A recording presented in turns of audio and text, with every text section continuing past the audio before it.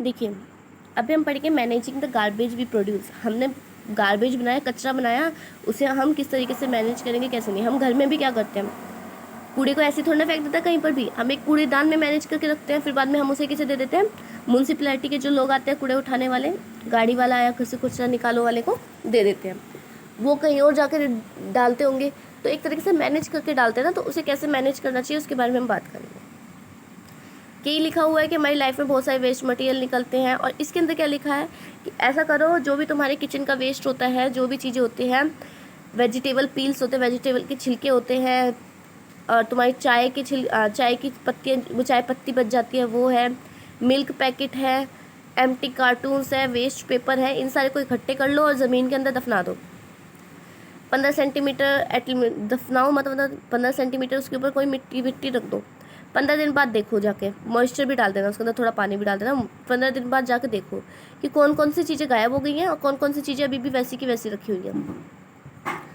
जो चीज़ें गायब हो जाती हैं, मतलब एक तरीके से डिकम्पोज हो जाती हैं, जिसे गला दिया जाता है, सड़ा दिया जाता है, दोबारा मिट्टी में मिला दिया जाता है, उनको कहते हैं बायोडिग्रेडेबल। क्या कहते हैं? बायोडिग्रेडेबल। जो दोबारा मिल जाती है उसे कहते हैं बायोडिग्रेडेबल। ये रहा बायोडिग्रेडेबल। लेकिन जो नहीं मिल पाती है, जैसे कि हमने पॉलीथीन बोला, पॉलीथीन को तुम डाल दो, कितने भी टाइम बाद निकाल के देखो, तुम्हें पॉलीथीन दोबारा पॉलीथीन ही मिल जाएगी। तो वो क्या हो जाता है? Non biodegradable. उसे क्या कहते हैं? Non biodegradable. अब हमें इसे क्या पढ़ना है? लाइफ प्रोसेस हमने चैप्टर पढ़ा है, उसके अंदर हम खाना खाते हैं, खाना खाने के लिए, डाइजेस्ट करने के लिए एंजाइम हो गया हमारे, ब्रेक डाउन करने के लिए खाने को। ऐसा तो नहीं है, हमने इसके अंदर जिसने पढ़ा हुआ है उसके लिए ये है, मैंने कहा था पेप्सिन, एक पेप्सिन होता है, ठीक है, और लिपेस होता है,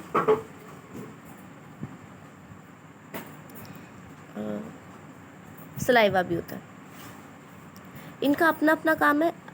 पेप्सिन सिर्फ प्रोटीन को डाइजेस्ट करने का, ब्रेक डाउन करने का काम करता है। लिपेज सिर्फ और सिर्फ फैट को डाइजेस्ट करने का काम करता है। सलाइवा सिर्फ और सिर्फ खाने को ब्रेक डाउन करने का काम करता है, छोटे छोटे पार्ट्स में। तो तुम्हें लगा सबका अपना अपना फंक्शन है। पेप्सिन का मन करेगा कि फूड को मैं डाइजेस्ट कर लूँ, तो ऐसा नहीं कर सकता। लिपेज का मन कर रहा है कि मैं भाई प्रोटीन को डाइजेस्ट कर लूँ, ऐसा नहीं कर सकता। ये भाई फैट को ही कर सकता है, ये प्रोटीन को ही कर सकता है। स्पेसिफिक काम दे रखे हैं ना इन सबके। वैसे ही क्या होता है कि अगर मान लो एक बार के लिए हमने कोयला खा लिया, कोयले के अंदर ना प्रोटीन है, ना फैट है, ना कुछ है, तो भाई डाइजेस्ट ही नहीं होगा जी। जैसा था वैसे कि वैसा ही रह जाएगा हमारे पेट के अंदर। इस वजह से क्या होता है, सुना होगा गायों ने, गाय वाय होती है वो क्या खा लेती है? पॉलीथीन खा लेती है, और उनके पेट से पॉलीथीन ही निकल जाती। क्यों? क्योंकि उसके अंदर जो इंजाइम्स होते हैं वो उसे डाइजेस्ट ही नहीं करते, क्योंकि उनका काम ही नहीं है डाइजेस्ट करने का। तो सबका अपना अपना काम होता है। डाइजेस्ट करना मतलब एक तरीके से ब्रेक डाउन करना। डिकम्पोजर भी तो वही करते हैं, चीज़ों को ब्रेक डाउन कर देते हैं सिंपल सब्सटेंस में, और वो मिट्टी में मिल जाते हैं। तो यहाँ पर जो डिकम्पोजर है वो एक तरीके से एंजाइम का ही काम करते हैं। तो इनके बारे में हमें पढ़ना। इसके अंदर सिर्फ यही लिखा था जो अभी मैंने तुमको बताया था। प्लास्टिक्स जो है वो बायोडिग्रेडेबल नहीं है, वो हमारे क्या होती है, उसे कितने भी दफना के रख लो वो वैसी की वैसी मिलेगी। उसे सिर्फ फ़र्क किससे पड़ता है? हीट से। गर्म कर दो, उसे प्रेशर दे दो, तब उसे फ़र्क पड़ता है, वरना उसे किसी चीज़ से फ़र्क नहीं पड़ता। तुम दफना के रख लो या किसी भी तरीके से रख लो, वो एनवायरनमेंट के अंदर जैसी थी वैसी की वैसी मिल जाएगी हमें, बहुत लंबे टाइम तक, लाखों करोड़ों साल तक मिल जाएगी हमको। अब क्या है? substance that are broken down by biological process are said to be biodegradable। इसका मतलब क्या है कि ऐसे सब्सटेंस जो बायोलॉजिकल प्रोसेस मतलब क्या है कि हमने मिट्टी में दफना दिया, कीड़े मकोड़े आए, उसने खाया, फंगी ने खाया, बैक्टीरिया ने खाया, उसे छोटे छोटे पार्ट्स में डिवाइड कर दिया। बायोलॉजिकल प्रोसेस मतलब यही है यहाँ पर। तो बायोलॉजिकल प्रोसेस होने के बाद क्या होता है, वो क्या हो जाते हैं? ब्रोकन डाउन हो जाते हैं, उन्हें कहते हैं बायोडिग्रेडेबल। लेकिन ऐसे सब्सटेंस जो ब्रोकन डाउन नहीं होते हैं, substance that are not broken down in this manner, इस मैनर मतलब बायोलॉजिकल प्रोसेस से ब्रोकन डाउन नहीं होते, उन्हें हम नॉन बायोडिग्रेडेबल कहते हैं। These substance may be inert and simply persist in the environment for a long time and may harm the various member of a ecosystem. क्या है, ये बहुत टाइम तक हमारे एनवायरनमेंट में रहते हैं, और हो सकता है ये हमारे इकोसिस्टम के मेंबर को भी हार्म करना स्टार्ट करते हैं। जैसे कि हमने कहा पानी के अंदर मैंने क्या कर दिया,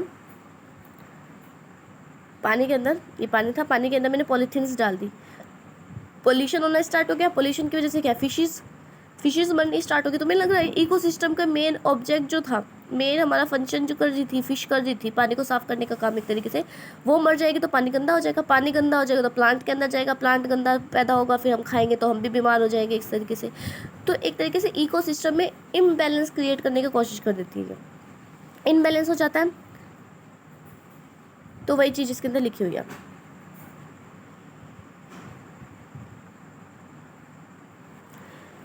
इसके अंदर क्या लिखा है, विजिट एनी टाउन, किसी भी गांव में जाओ या शहर में जाओ, उसके अंदर देखो भी गार्बेज पूरा का पूरा कहाँ पर रखा जाता है। किसी टूरिस्ट प्लेस पे जाओ तो वहाँ पर चेक करने की कोशिश करो कि भैया एम्प्टी फूड रैपर कहाँ पर फेंके जाते हैं। ये सारी चीज़ें चेक करने के लिए बोला है कि गार्बेज को कहाँ पर रखते हैं, कहाँ पर नहीं रखते, इस बारे में बात होती है। अब भाई क्या चीज़ है, इनमें एक्टिविटी में भी यही बोल रखा है कि अपने घर का कचरा दो, फिर बाद में देखो कि भाई लोकल बॉडी से जो भी कचरा उठाने वाला आता है वो कहाँ पर फेंकता है, किस तरीके से वो सेपरेट होते हैं, बायोडिग्रेडेबल को अलग रखने को कहते हैं, पॉलीथीन की चीज़ों को अलग रखने के लिए कहते हैं।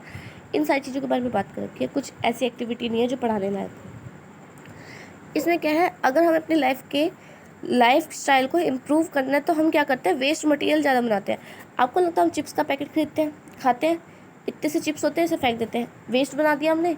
कोई भी चीज़ हम लेते हैं, चाय पीते हैं, इसका जो ग्लास होता है उसे फेंक देते हैं हम, वो भी हम एक तरीके से वेस्ट बनाते ज़्यादा है। जितनी हम अपनी लाइफस्टाइल को इम्प्रूव कर रहे हैं वैसे हम वेस्ट को इंक्रीज़ करते जा रहे हैं। इस एटीट्यूड को हमें चेंज करना पड़ेगा। किस तरीके से भाई, हमें एक तरीके से रिसाइकिल का यूज़ करना चाहिए। चेंज इन पैकेजिंग फॉर्म को चेंज करना चाहिए जो हमने अभी तक पढ़ा है।